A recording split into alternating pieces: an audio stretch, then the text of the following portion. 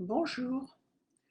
Aujourd'hui, nous célébrons la journée de l'Amazone, de la nature, et cette journée me tient particulièrement à cœur cette année parce que nous venons de traverser une année et demie d'une horrible épidémie qui résulte d'une sorte de virus Frankenstein, comme je l'appelle, qui a été créé dans un laboratoire à l'autre bout de la planète et qui a pris tellement de nos vies et détruit tellement de vies à travers le monde. C'est l'opportunité aujourd'hui de réfléchir à notre connexion à la nature et à ce que nous a apporté la révolution industrielle depuis la fin du XVIIIe siècle. Alors bien sûr, beaucoup de progrès, beaucoup de confort de vie, mais en même temps, des épidémies comme celle que nous venons de traverser, et puis aussi un nombre de cancers qui est déjà dévastateur aujourd'hui et d'après les experts va doubler d'ici 2030. Alors pourquoi le nombre de cancers, pourquoi le nombre de maladies augmente comme ça? Eh bien parce que nous vivons dans un monde pollué. Le cancer ne résulte pas forcément d'une mutation, mais bien plus souvent d'une déstabilisation cumulative et progressive de l'ADN.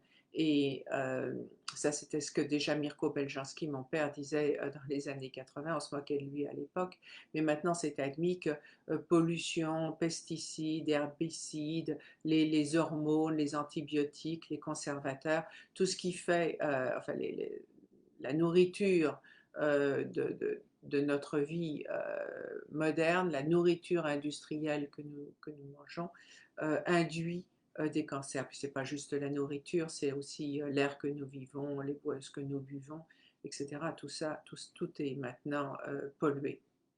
Et en même temps que nous avons eu l'avènement d'un mode de vie industriel, nous avons eu l'avènement d'une médecine industrielle, qui est une médecine extrêmement spécialisée et qui traite les symptômes sans adresser la cause des maladies. Et on voit que cette médecine industrielle, elle est en situation d'échec. Nous avons un nombre de maladies chroniques qui augmente de façon exponentielle depuis les années 40. Nous voyons l'autisme augmenter de façon invraisemblable. Alzheimer, la maladie d'Alzheimer augmente aussi de façon invraisemblable et les projections sont horribles à regarder. Et en même temps, Big Pharma, bien sûr, se réjouit et se prépare au pire, nous prépare au pire. Quand on regarde par exemple les prévisions en dollars de ce que va rapporter d'ici 2030 les maladies, la vente de médicaments pour les maladies auto-immunes, c'est absolument effrayant de voir ce qu'on nous prépare. Et c'est l'opportunité de se demander, est-ce que ça doit être absolument, les choses doivent être de cette façon, ou bien est-ce qu'on peut avoir une autre type de médecine? Et il faut se rappeler que depuis le 19e siècle, enfin avant le 19e siècle, la médecine était naturelle, on se traitait avec des herbes. Et bien sûr, c'est difficile aujourd'hui d'éliminer, de dire on revient au 19e siècle et puis on ignore la pollution, on élimine les scientifiques fous qui créent des virus dangereux à l'autre bout de la planète.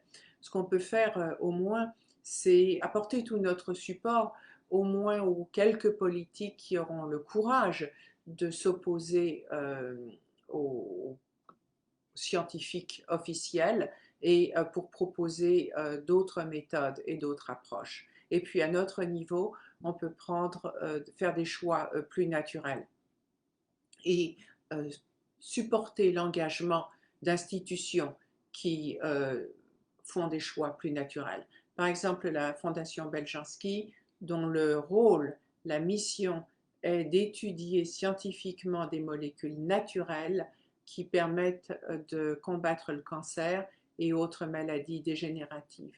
Les efforts de la Fondation Beljanski ont conduit depuis les 15 dernières années à un certain nombre de publications qui sont toutes publiées dans des revues à comité de lecture et qui sont donc les résultats de cette recherche est disponible pour tous et augmentent les possibilités de choix que chacun a quand il entend la fameuse petite phrase horrible qu'on souhaite à personne, vous avez un cancer.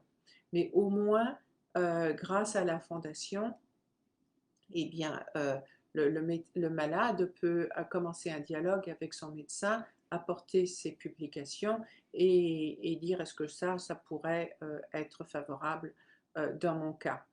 Et non seulement la fondation, je pense, fait une différence au niveau de la vie des gens qui sont malades, qui sont touchés par ces maladies horribles, mais aussi change la donne économique parce que quand des produits naturels comme le Pao Pereira qui vient d'Amérique du Sud, justement d'Amazon, est acheté, des tonnes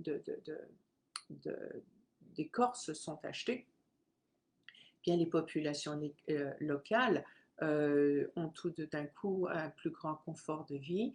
Elles se rendent compte de la valeur des arbres qui sont autour d'eux.